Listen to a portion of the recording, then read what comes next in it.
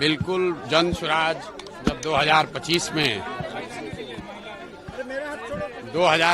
में जन स्वराज 243 सीट लड़ रहा है, उसमें कम से कम 40 महिला उम्मीदवार जन स्वराज की ओर से खड़ी की जाएंगी। दूसरी बात हमने ये भी कही कि 5 वर्ष का और समय मिला, 2030 में कम से कम 70 से 80 महिलाओं को जन स्वराज के प्लेटफॉर्म से प्रशिक्षित करके उनके पीछे अपनी ताकत, बुद्धि, शक्ति, व्यवस्था लगाकर उनको नेत्री बनाने का जो अभियान है वो शुरू किया है। ये कोई महिला प्रकोष्ठ की बैठक नहीं है, ये महिलाओं को सही मायनों में नेत्री बनाने का प्रयास है। जो मैंने और 4 बातें कही वो भी आपने सुनी कि जब तक महिलाओं को आर्थिक आजादी नहीं मिलेगी तब तक उनकी भागीदारी समाज में समानता के आधार पर नहीं हो सकती है। इसलिए जन स्वराज का जो पूरा अभियान है कि सबसे पहले 40 महिलाओं को विधानसभा में जिताकर पहुंचाया जाए। दूसरी जो बात कही गई है कि जो महिला यहां पर रोजी रोजगार व्यवसाय करना चाहती हैं, आज जो प्रस्ताव पारित हुआ कि उसको 4% के ब्याज पर, सरकारी गारंटी पर महिलाओं को रोजी रोजगार करने के लिए पैसा मिले, क्योंकि अभी जो यहाँ पर जीविका चल रहा है उसमें महिलाओं को 2%, 2.25% प्रति माह ब्याज लग रहा है। जबकि यहाँ पर जो माली हालत है, महिलाओं की इतनी स्थिति खराब है, उनके पास गिरवी रखने के लिए कुछ नहीं है। तो सरकारी गारंटी पर महिलाओं को पैसा मिले ताकि वो अपने घर घर रोजी रोजगार कर सके, ये दूसरी घोषणा की है। तीसरी घोषणा जो सबसे महत्वपूर्ण है, जो गांव गांव से करते आए हैं कि 2025 में जब जनता की सरकार बनेगी, जन स्वराज की सरकार बनेगी, तो साल भर के अंदर बिहार से किसी भी बच्चे को, किसी के बेटे, किसी के पति, किसी के बाबूजी, भाई भतीजा को मजबूरी में 10-12 हजार रुपए के रोजी रोजगार के लिए बिहार छोड़कर जाना नहीं पड़ेगा। इसका पूरा ब्लूप्रिंट हमने जारी किया है। उस पर भी आज मैंने महिलाओं की सहमति ली। आपने खुद देखा होगा, महिलाओं ने हाथ उठाकर उसका समर्थन किया है। और अंतिम और बात जो हमने आज यहाँ कही है कि अगली बार जब आप वोट दीजिए तो वो नेताओं को देखकर नहीं, नेताओं के बच्चों के लिए नहीं, अपने बच्चों के लिए वोट दीजिए। और उस पर सारी महिलाओं ने खड़े होकर उसका समर्थन किया है। लालू नीतीश और मोदी को वोट देने के लिए आपने अपील किया है। लालू नीतीश और मोदी को नहीं वोट नहीं, मैंने आप मेरा वक्तव्य सुन लीजिए। मैं पिछले 2 साल से जो कह रहा हूँ, मैं लोगों से पूछता हूँ कि अब सब सुनने के बाद बताओ कि लालू जी का राज चाहिए, नीतीश जी का राज चाहिए, मोदी जी का चाहिए, कि जनता का राज चाहिए। लोग कहते हैं जनता का राज चाहिए। फिर मैं दोबारा पूछता हूँ, भाई जिसको लालू जी का चाहिए लालू बता दीजिए, जिसको मोदी चाहिए मोदी बता दीजिए। फिर सब लोग कहता है ना भैया हम लोग को जनता का राज चाहिए। तो जनता का राज चाहिए तो उसका रास्ता बताते हैं कि जिन नेताओं ने आपको और आपके बच्चों को ठगा है, आपके पेट पर लात मारा है, उन नेताओं को, चाहे वो आपके जाति का है, आपके धर्म का है, उसको वोट नहीं देना है। वोट किसको देना है? मैंने ये नहीं कहा कि वोट प्रशांत किशोर को देना है कि जन स्वराज को देना है। मैंने उनको रास्ता बताया कि वोट अगली बार नेता का चेहरा देखकर नहीं, अपने अपने बच्चों का चेहरा देखकर देना है। और यही जन स्वराज का अभियान है। 2 वर्ष यही कर रहे हैं, आज यही दोबारा किया। यूनिफाइड पेंशन योजना कल केंद्र सरकार ने जारी करी है, उसका डिटेल आने दीजिए। वो एनपीएस और ओपीएस के बीच का कुछ रास्ता निकालने का सरकार ने प्रयास किया है। मुझे नहीं लगता है कि जो लोग ओल्ड पेंशन स्कीम के लिए संघर्षरत हैं, जो आंदोलन कर रहे थे, उनको ये स्वीकार्य होगा।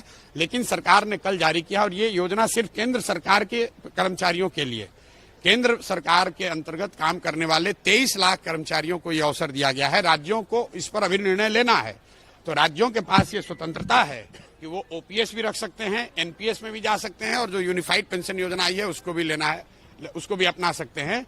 तो बिहार सरकार को ये बताना चाहिए, क्योंकि ये लोग तो एनपीएस में आ गए हैं। ये ओल्ड पेंशन स्कीम में तो बिहार है नहीं। नीतीश कुमार तो पहले ही सरेंडर करके एनपीएस कर लिए हैं, कर्मचारियों का पूरा हक मार दिए हैं। तो अभी यूनिफाइड वाले पर इनका क्या स्टांस होता है, सरकार को बोलने दीजिए, फिर उस पर टिप्पणी करेंगे। तिवारी ने कहा है कि राहुल गांधी को मानसिक जो है बीमारी हो गई है, इलाज की जरूरत है जनगणना मामले। किसको, किसने क्या कहा? अब भाई ऐसा है कि जिसने वक्तव्य दिया है वो भी हमसे बहुत बड़े नेता हैं, जिन पर वक्तव्य दिया है वो भी हमसे बहुत बड़े नेता हैं। हम अपनी बात कह सकते हैं, बिहार की बात कह सकते हैं, बिहार में के समाज, बिहार के बच्चों की बात कर रहे हैं, जन स्वराज की बात कर रहे हैं। महिलाओं को आरक्षण देंगे क्या प्रशांत जी? रिजर्व कैटेगरी की महिलाओं को आरक्षण मिलेगा?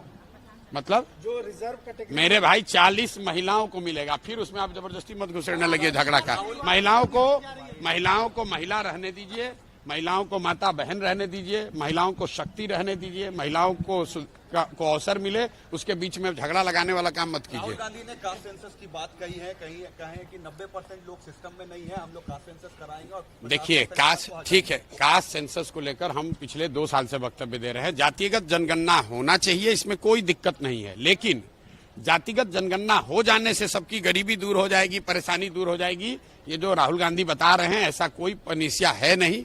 अगर जातिगत जनगणना से ही सब सुधर जाना होता तो जनगणना अभी है लोगों के पास कि SC ST समाज के लोग सबसे गरीब, पिछड़े, शैक्षणिक, आर्थिक, सामाजिक तौर पर सबसे पिछड़े हैं।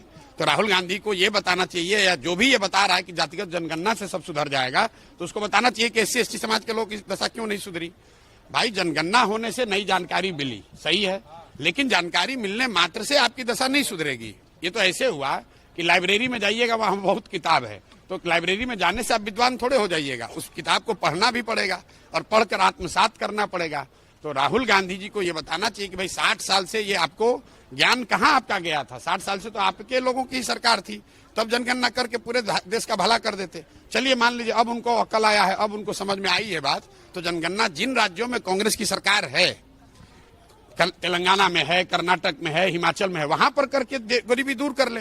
हम लोग सब लोग उनके पीछे उसी मॉडल को मान लेंगे। अगर जातिगत जनगणना से गरीबी दूर होती तो बिहार में तो जनगणना हो गया, तो यहाँ गरीबी किसका दूर हो गया।